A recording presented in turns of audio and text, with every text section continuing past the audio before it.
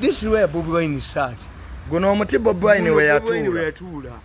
Mwobo obutebe. Guno omuti guno. Guno gwe yajja n'akulaba. Yes. Huh? He walked from there. I don't remember even the vehicle. Kuba motoka teyagireeta. Bobi Wine yajja n'akulaba. Bigere. N'atula mwogo omuti. Omuti gwe twatuula. Ne munyumya. Kubanga nze normally sigenda mu garage. Bobi Wine angamba n'abasajja baagala okunkozesa. Naye mbatya. Ne mugamba baagala kukozesa ki ndi kwesimba ku president.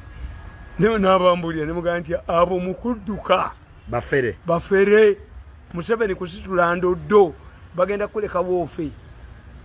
The following day whatever ebisibiwe biri gundi najja Uganda we chairman Nyanzi Bobi Wine yali yakavaawo enkeera chairman Nyanzi najja okulaba emitwalo 7 nangamba we are in fear muganda wange abasajja baagala mukozesa tulabire Museveni nanoonya Museveni nga buli kapapula appointment eriyo nemmanya ate nga nnyina wa radio amaze okuntumira radio gwe basooka okukwata ye ne bamutta nga baali baagala omuntu abanoonyeza ba MPs nga tebannakozesa Bobi Wine basooka wa radio mama radio n'akutumira omuntu nanga nti omwana wange tomanyi nti radio yali agenze kulambula nnyumba ye tebamukuba ewali omutwa gwe tebakukuba cyuma bamukuba mutwa okufa lady bala yagala wentebe dile bakulozi amma kyogereko kyati okutta kwa radio kwa intention kakati mama wa radio antumira tengoyeza omwana wange ze batutte bamuteeke mu bazibbi ne mugamba nti ekyo kyangu nga radio amaze okufa engoyeze bazibba zibamutwala omuzikamu nti bakyuzeko ne mugamba kukubire bakyabazibye nti bayimbi mbakubire ku stage ebikomwenda nze abayimbi babbe engoye za radio ze bali bagenda omuzinga bado nga sikikola nkubbe waliwo gwenjokola okuba mu nnyonyo ebikomwenda aniemu yenyage bamugiremu ku kisaabu ekiddako kubbe ebikomwenda tu kati olwo Bobi Wine chairman Nyanzi omala okwogera naye Baby Cool najja ondese mission ngamba Baby Cool gwe nkwagala nnyo era yakukomplingako nti omuvuma ngaye bwa ruhando ki naye Baby Cool namugamba toyinza kuyimira kusimba ku Museveni why twava jinja Museveni nawe tayasibira nsambya nga gwe bakukubye sasi najja nakulaba mu ddwali bona bavuganya Museveni tebajja kugenda ne mwezi ke kaliya yaffe ejja kufa era gwalowooza nti Baby Cool bamwagala Baby Cool tebamwagala gwe kasito wagira Museveni asantu yapunda ni mataki mubuuze Baby Cool afunayo sente buli wagira Museveni bamubatteke so tudde ku kya Bobi Wine tutuuke ku kyampu yes kakati nkubuulira nti Bobi Wine abasajja bamuteekawo nga kyebaagala kimu abanoonyeza ababaka ba palamenti NRM nga Museveni bw'abayita entebe tebagendayo naye nga baaki nga NRM sikitegedde bulungi kuganda Bobi Wine bamuwa assignment abaleetera ababaka ba palamenti yes naye nga sanda NRM nga bali mu nuupu naye nga NRM etali ya Museveni NRM kakati Bobi Wine nabagamba look at Bobi Wine they don't criticize his mobilization capacity but they criticize his inability to be president nga temukitegeera tewali yakuba Bobi Wine tamanyi kwogera okujja ko Museveni yamugamba nti genda oyembe bamukubanga butabeera ki president ninga mobilization skills azina kakati Bobi Wine bamufunira ekibiina nabaga nti balamu yakola ekintu gatakimanyi kuba bana basajja nze mbamanyi balamu bamu avaayo oba ku magezi go bakuki I don't doubt balamu musajja mugezi balamu mobilizer balamu addira gundi kuba Bobi Wine yali azze na slogan ya people power balamu agiregistaringa ye yalowooza nti ablokinzaani Bobi Wine. If Bobi Wine came using people power, yali aleta ba individuals. Independence mu government. Abatafuna senti. These people wanted a political party where members have money. Womanyi sende NRM zefuna zinga billion atano. Akuzibaba okusekoteriyeti. Parliament okuva ku babaka ba parliament. You can finance your political party using government money, depending on the number of people you have. And here's a kabutinga. Kakati, Bobi Wine, wamuwe chibina. Nabaganti chibina, chari chenale, chari cha UPC. Nemba gamba, nemba nyonyola, see, I don't want to waste time. Chibalama, how Chibalama started the pattern. And here what is important. Do you have a disparate man who has lost his slogan, who is standing for the presidency, who is looking for political party? That political party ya Chibalama yalange na ku 14 as required by law. Mu New Vision Gazette, intelligence did not inform Museveni. They went ahead and registered it with the Electoral Commission. Museveni agenda kuigiga nagobaka good. Rwakakojo ate yakola ensobi Rwakakojo yagenda n'ekyalaani kye kuba Rwakakojo yategeera taliddamu kumuwa mulimo nzekemi olunaku Museveni lwe yansindika nategeera nkamudde yalowooza ndikisa sitaliddamu kumpa mulimu kakati ekibiina Bobi Wine kye yasanga kyali NRM olwedde. Yes. Bakibalama kye baamuwa anti NRM ye yali ebutaddewo waliwo ne muganda waayinamu obubiina bungi nnyo wano Kiyonga yabuteekawo tugenda mu referendum. In case the big parties refuse to play ball, era basemogere baagana, this is the right. Gundi ne bazirya ba mujuba ne baleeta omutina ki the same people nze saali ako billions nkolera Museveni agenda asante ya ponda ne toka upesi toka ekiro fuluma State House mujinga kabisa mulevi kabisa banga mubbi wankoko kati Bobi Wine akwatibwako omusajja gwe bayita Amsterdam. Amsterdam is a site recruiting office.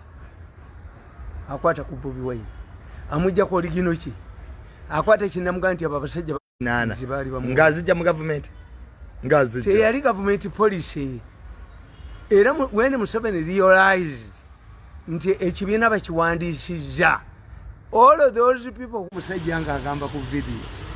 When I picked Bobi Wine, I thought that when Bobi Wine reveals his presidential bid, people laugh at him. But when I saw him in Arua, I had to hide under my table. Kati abawa Bobi Wine ekibiina kino president yabamanya n'abawandiikisa apology in their handwriting. Etegeeza aba Bobi Wine ekibiina BNRM bino. Museveni was not aware. Nga bayina sente ezaabo. Bobi Wine yadduka ne billion 5.8. Yes. N'agenda nani olwayingira mu America. Kyobala bamukuba emiggo mingi. Let me tell you the sequence. When Bobi Wine acquired a party, he rang me in the morning. My brother, tufunye ekibiina. Netukifunye mu bwangu kubanga tujjeeyo. Nemugaba bweza. Bobi Wine mukubira esimu. Nemugaba ndaba mukazi wo mu meeting. Ebyuma byange bimugudaba mu meeting. Nanga owange konze uwo mulabi mu meeting. Bobi Wine rings me again. Nga kumbaga. Embaga ya good. Nemugaba Bobi Wine yakoze ensobi. Muganda wakoze ensobi. Temwali wasiza. Okuwasa kitegeeza you have finally arrived. Walabaka abeena nga bawasa. Abantu bonna bawasa kati mawa agenda kuwasa. Has arrived. Byensabe mazi. Museveni yekai yawasa n'aleka family ye. N'agenda lekimi. Tubonye bwejja nayona omukota jatunia. Tayinza kunyamu. Nakatabanika akajeje kasokola enda z'abantu. Kanezeko mtu kubagane paka omulu alita munni. Ekyogo n'endi bafumulamu. Kakati Museveni yaleka mukazi we yekka. Bobi Wine n'agamba tetujja bikola ebyembaga. Why?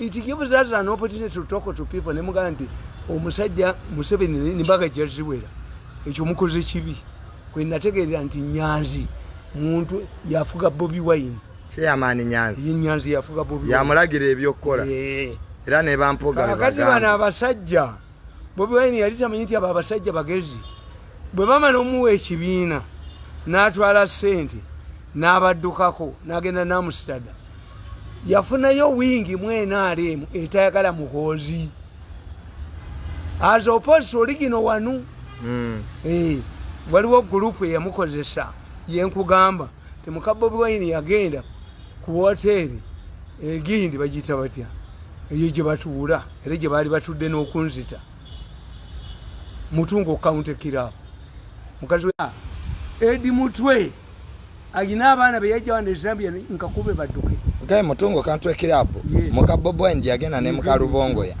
ne baba wa sente Rubongoya yagenda kalamoja nayo bilioni 5 nabiwe wa Rubongoya nabitwale wa police bonamugamba nti ezo zirye kubanga tujja bakola bwetu kyo nkatubafera muka Rubongoya yagenda najja milioni 5 ekalamoja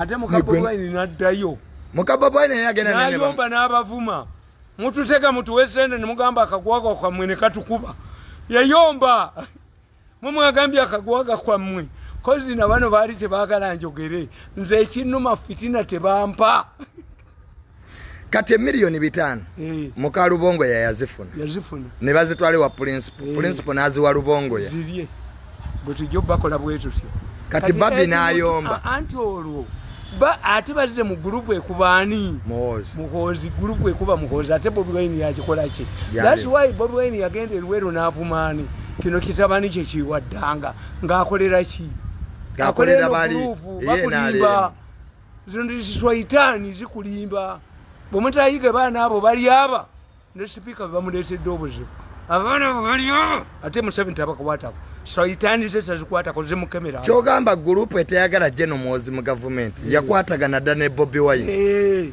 nga ye innocent empitirivu era Bobi Wine Luweero yavuma General Muhoozi naye kitamiivu kino balina n'abaana bali Zambia bali luddawa kubanga abayisisi babategeera nti bali corrupt bajja wana abayisisi balya ssente babawozesa kalugire nawoza nekiwanuka bane babawa billions ezange ne bazikwata Museveni yabagamba call that man mumuwe ssente ze eri kimirundi mukubye ne mwabya kati Mpuuga ne mwabiza ddala Mpuuga tali ddamu kuniyo ku bantu nekizunza olutwe addanga munamanyira ne mbasuula eddalu Mpuuga kyasinzirako gati ne Bobi Wine yalya kakati today as we speak today abasajja bali Museveni be yakozesa endagaano Katonda abayambye Bobi Wine tugenda mu kalulu kalala Bobi Wine group ebadde mukozesa Museveni yagisiba ssente ye yali esokola enda z'abantu teyina mmane nakamu njikubye nenjijjawo tebalina yadde ekikumi tebalina ssente zino zembadde mugamba nti Bobi Wine ssente abadde azijja mu gavumenti Museveni ssente zonna yazisiba baavu bayitirivu kakati Bobi Wine bali abasooka okumuteekamu ssente tebasobola muteekamu waayi loolo ya Bobi Wine Muhoozi yagikola kubanga baali batya kyenda bagamba nti you must surrender power gradually kiringa omutamiva akka ku madaala ne bwe banzikiza ogabala nze bwe mba nina okulijja amadaala kati ago nga manyi ne manya mu nzikiza bwe nti ekitande kyange manya wekiri ennyumba nga twakulya mu nyumba ezitaliza amasannyalaze nze nzibiriza amaaso nendaba ennyumba kati loolo yagikola kakati loolo ya Bobi Wine ey'okuyamba abali mu power n'obugagga bwabwe Muhoozi yagikoze era Museveni tayinza gaana Muhoozi kutambula nabagambye nti Muhoozi alinga faaza agoba emizimu oba kuba bapasa buli omu agoba kati omusumba w'essaza afunamu faaza omu bakipakankula w'abaani abo ne be bagoba emizimu kati faaza tayinza kugoba mizimu omusumba agoba atya faaza agoba emizimu within a very short time Muhoozi asole wins opposition has usurped the role the Bobi Wine would do nti omusajja ayinza okuba nga alowooza ti muganda we yali musikira agenda okulaba ng'omukazi azadde changes these people's fears were that this man Bobi Wine can give us era tebagala Museveni aveeko bamubiramu nebokere yabaga yabasigalawo ayira mama or one of the in-laws kabadino kana konga tebannaka kubalu twolo kulwaza kasajja kafere akati gundi Bobi Wine yesanga mu kizibu. By the time Bobi Wine bamukola ekintu eki Ben Kiwanuka teyagenda mu parliament bamulemesa okugenda mu parliament. He failed to control the Democratic Party in the parliament. In fact, what is happening kyalimu mu Democratic Party twice nti nti Ben Kiwanuka bwana bateyegasse na Mengo tetujja kufuna power obata atuvuddeko. What do we do? Obata tumulinde mu nkaaga mu musanvu obwako ne tebukya party n'aleeta Mpuuga.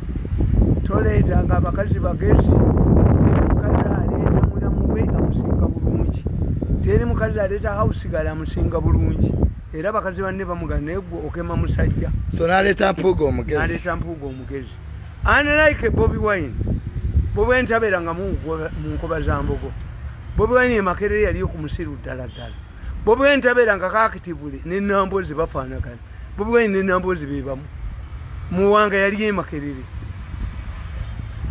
Segona yali mu nkoba za mbogo.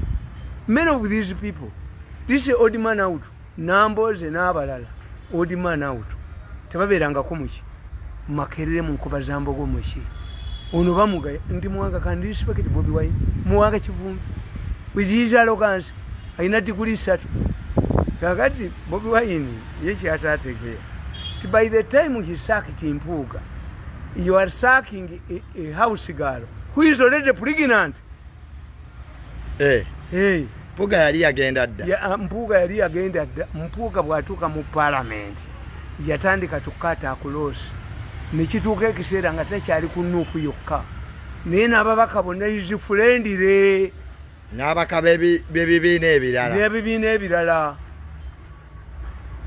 ye marketinga kubona Bobi Wine bamugana ekintu eki Bobi kakate kankubuulire omusajja ne bagga nti yagenze ne mukazi we gwe tonnawasa tebagenze mu Amerika onoolumenyo abakazi bamala kutuuka mu Amerika ne bakuba essimu tonnoonya nagenze dda.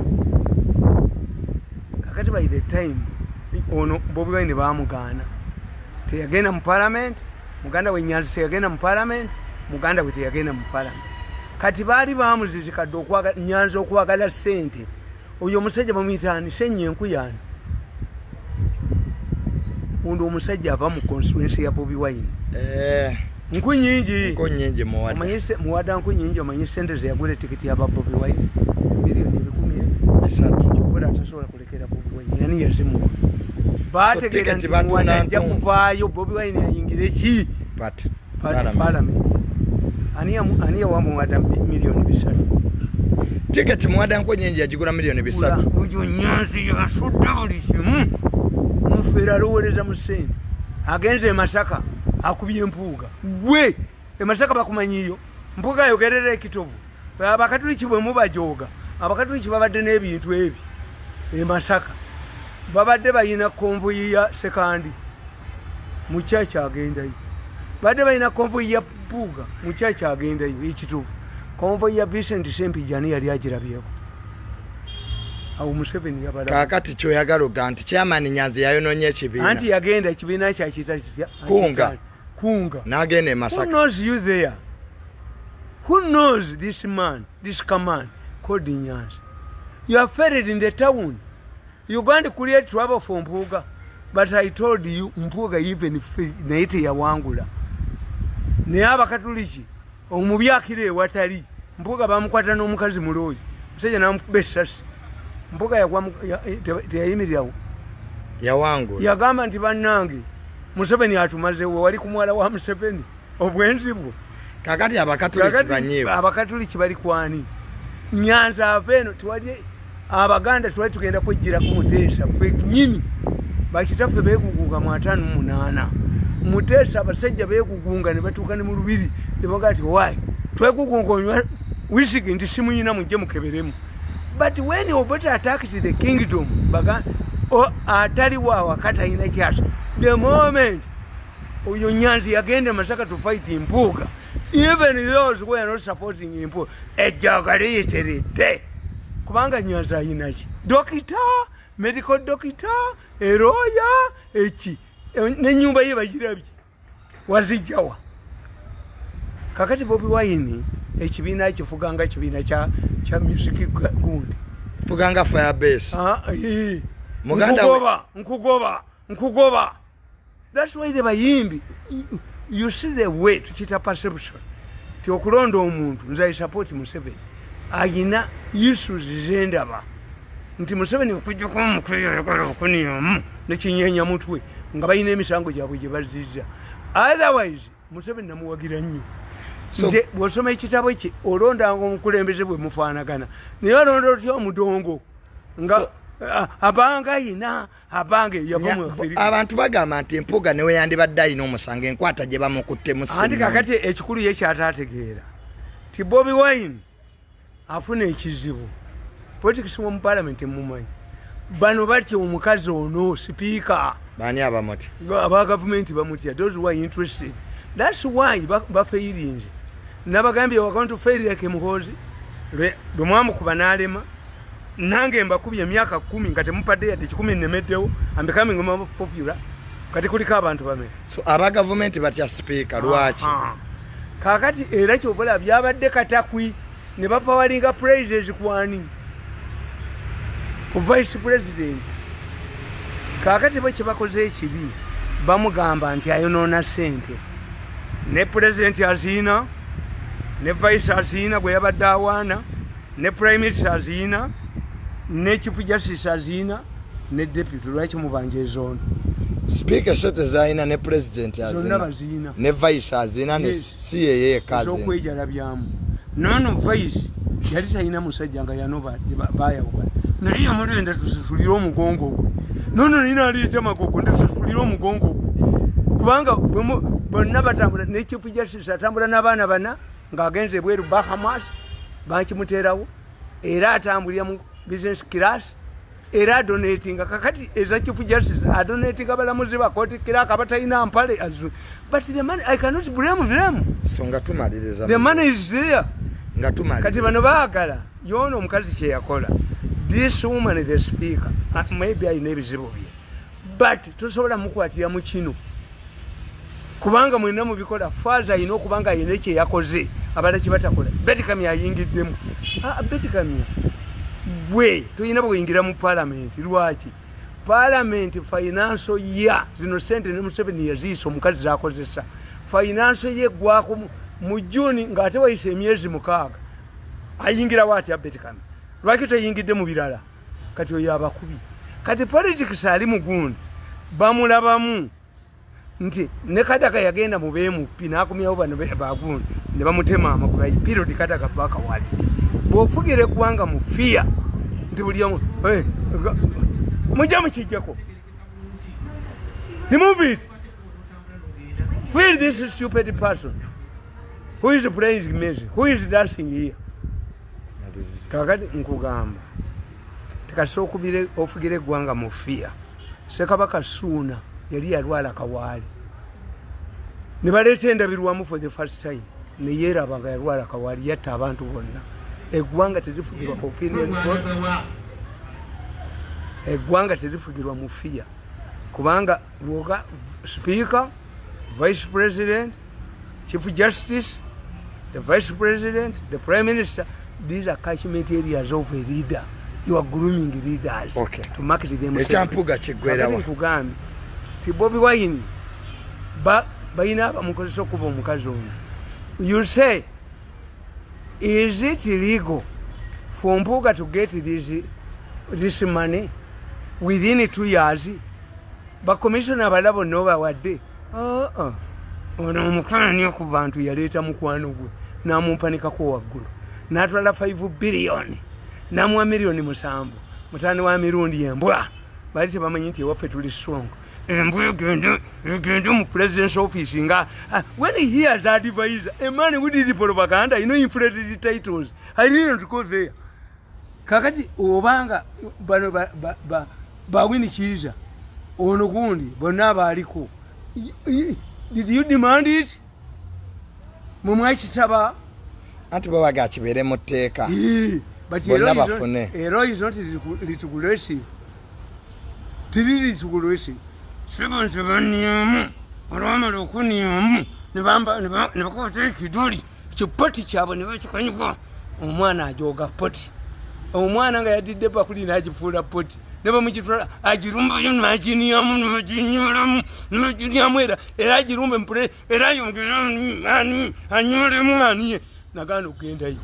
Naye immediately I left.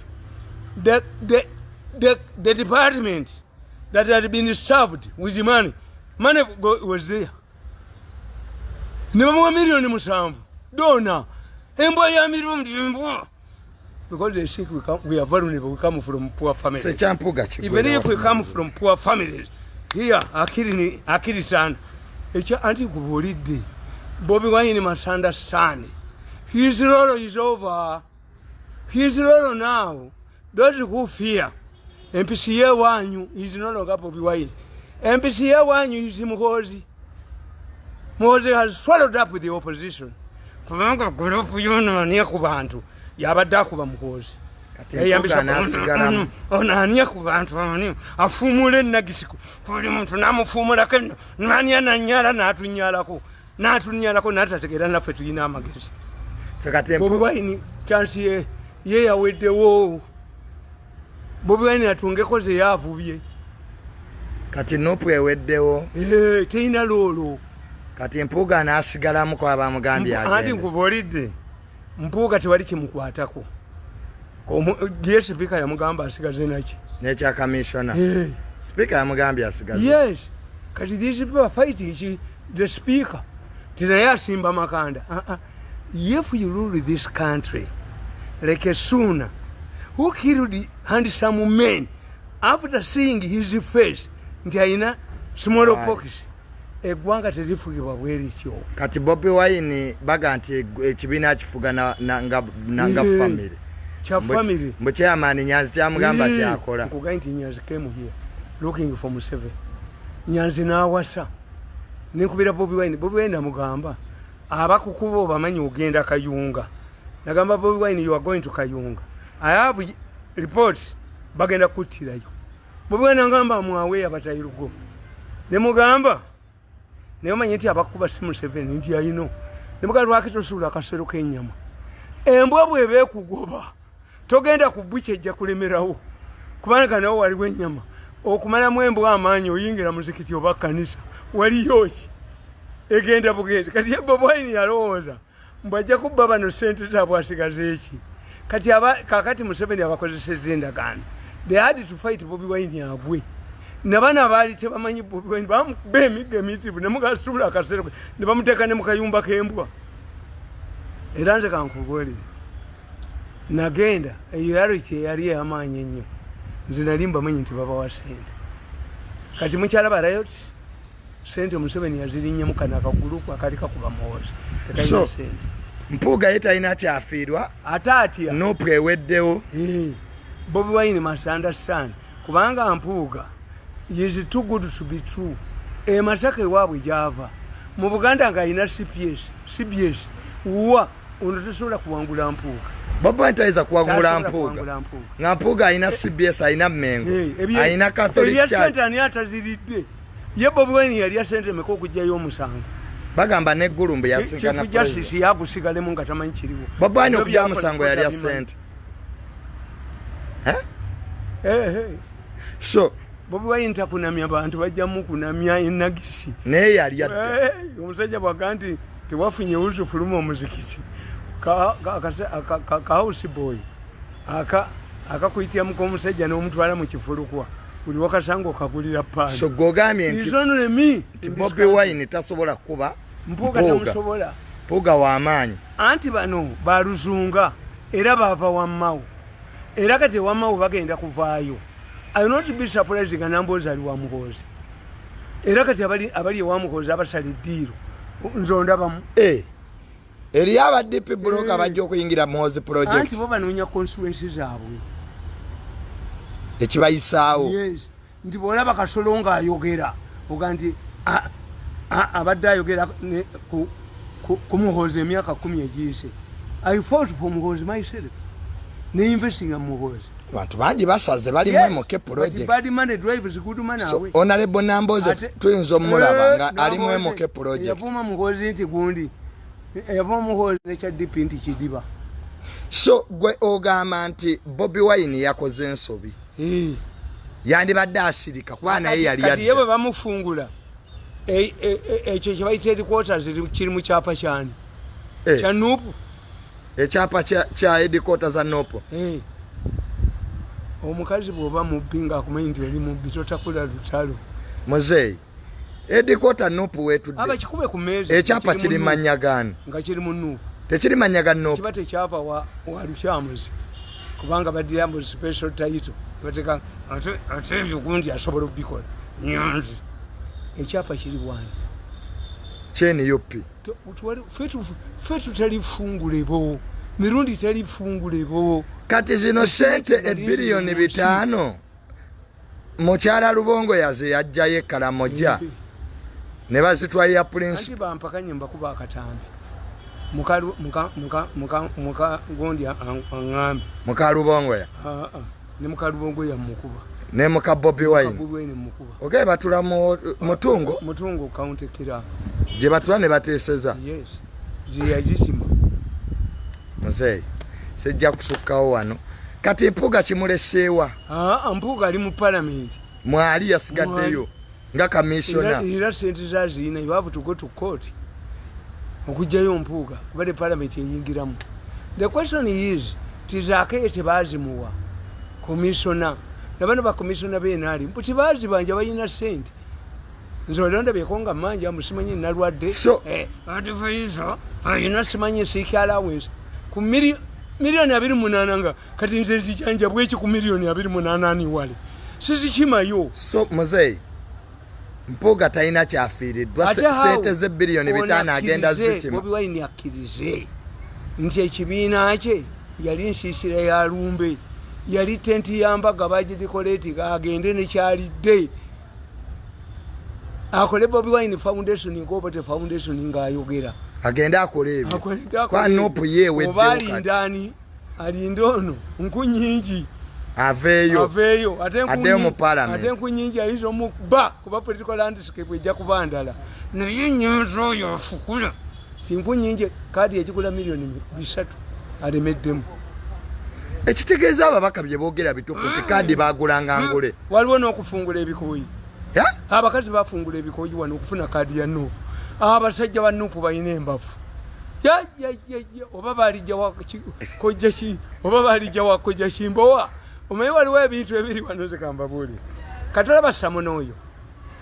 Ekiziko kya Samona byebyo kiwi byebyo gundi kologeti byayingira mu bantu nti ekiziko kyonna abantu bamanyi nti ani Mobiti yaleeta sente mu Kiga n'aleeta sente bo tebavuganyizibwa n'aleeta sente Samona yasigalawo nga shero bweri buli omu petrol station yakalita kinani era bagiyita ki nze neewuunya President Museveni bwe twali tugenda Busogera n'ayimira mu trading center n'ayagala okusapulayizinga abantu agule yagaa nti mumpe ku Samona Museveni boutu Samona nga Samona si Mobiti ekiva mu movement Samona Mobiti kiva mu era bano bakakikolanga Samona kyakwata mu ki mu bantu yes kakati olumbe olulidde FDC nze mbabuulira nganda musajja mugumu nganda tajja kugenda mu kibiina kirala kukyogerera nganda agezera kujjanga independent I can predict mu bantu mu baganda betuyina wano nganda ategeera tagenda na muyaga naye kujja segona ye Luzunga nambuze Luzunga era ba Luzunga ojja bbala kati muwanga obugagga bwafunye omuntu yali talya nnyama bamuweddagala ly'ennyama nga mukulu alya n'amaliba alya n'amaliba kati alya n'amaliba atula akakiko ka palamenti aka finance kati alya n'amaliba bwemweregamu alya aluma So Bobi Wine yawedde. Yes, lolo ye yaweddewo. Lolo ye wedde. Yes, olaba embaga nga batimbye tent. Kati bano banyini kibiina ab'NRM bo tebakikime. Bakijewo. Nopo bagijewo. Nopo tebagiteeka mu ssente. Tebakyamuwa. Ono yali ateeka ssente mu Nuupu. Abali bateeka ssente mu Museveni yabaavuwaza. Okusokola abantu tekukyaliyo. Muhoozi yakuyingiramu. Muhoozi yategeera nti batutte balimba Museveni. Tibaleese baddokita abakugwa emulago. Nti bya transplant okyalaba kyabyogera. Muhoozi agenda obategeera nga tebaasoma. Bayika kusokola na kupakinga n'abatika ku nnyonyi. Baavu bazibu. Bobi Wine bwavu bumwosa muliro. Kati bano abakola Nuupu president be yasayiningisa endagaano. Bote yabagoba mbi. Apology teyabagoba. They apologized in their handwriting. To the president. To the president for forming a Nuupu. Era bangamba nti kisajja kyattu kino kyani kisitenda Ssebalu. Ekyali kiyimiriddewo ne gona. Kyagenda mu State House nga kinonyamu ekikuba misinde gwaleeta Bobi Wine. Bobi Wine yamukozesa nnyo. Yali tamulabangako. Ne bamubboka Mukamazi bakusasira bani gwe laba bakusasira balina ssente. Museveni kasa akutegeera nti wamubba. Mayinja yakoze ekivulu abantu ne bayiika. Mayinja yakoze ekivulu. Ate kakati Mayinja ojja mulaba nga aliwo forces endala bayingidde tebasasudde. Mazeeyi. Nga bayingidde tebasasudde wa Mayinja. Obamanyi kati kano kaliko ofiira. Olowooza kakomyeddeko okukola ki? Ako kaliko ofiira. Golooza abantu okuba abangi ewa Mayinja tebasasudde. Bazikuwa. Ye ne bamusasule ne bagamba ye bayingire. NRM yazesasudde eno bano ne bayingirira. Anti Mayinja muyigiriza ate bakusasira tebasoma. Bafulufiga tebasoma. When you are dealing with these people, you must know they are highly intelligent. Bw'obati wasoma tosobola basajja b'NRM. They are highly intelligent. Bw'oba osuze n'ab'NRM eno group, ekintu ekisinza okundyako ssente edata tinakati mbalaba bali mu meeting mbalaba wano. Ebyuma byange bibalaba.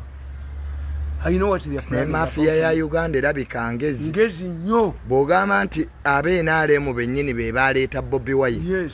Ne bamuwa n'ekibiina. Kati takyasobola kukola kintu kyonna. Kati bamuggyewo. Bamuggyewo Muhoozi asobola okukola Bobi Wine byakolanga ki. Kati okujja kwa General Muhoozi mu pikicha kwe kuggyewo Bobi Wine kati. Bali bagamba why should I pay you? Nakugamba kakati. Look. Bwe mbanga nalina engoye zange ze nalingaba mwesiba wangoye zange. Naye bwe mbanga nalina amasuuti gange gengaba nga ngagabira muto wange. When you grow up abakyagafuna. Abatakyagafuna. Why? Simukyayi. Naye abaana bange kati bakola ki? Bakuze. You must understand what is your role. The role of gundi yali awo nga batya Museveni nti ajja kugwa. Kakati the role which Bobi Wine would play is now played by MPCA wanyu Muhoozi. Muhoozi waliwo yali amukuba kisonzo lufunona ani yakuba ntu ani. Oyagenda bukedi ya nani yakuba ntu. Bamukubye bamumazeewo. Izo mwavu muzibu nnyo. Nga tumaliriza. Akitegeeza Bobi Wine tekyalina yadde ekikumi. Akakiiko ka General Chams. Ng'okamalirizaako. Ogambye it must be closed. Akakiiko ka General Chams. Akakiiko bakaggale. General Chams bamutwale kakiiko kanjuba.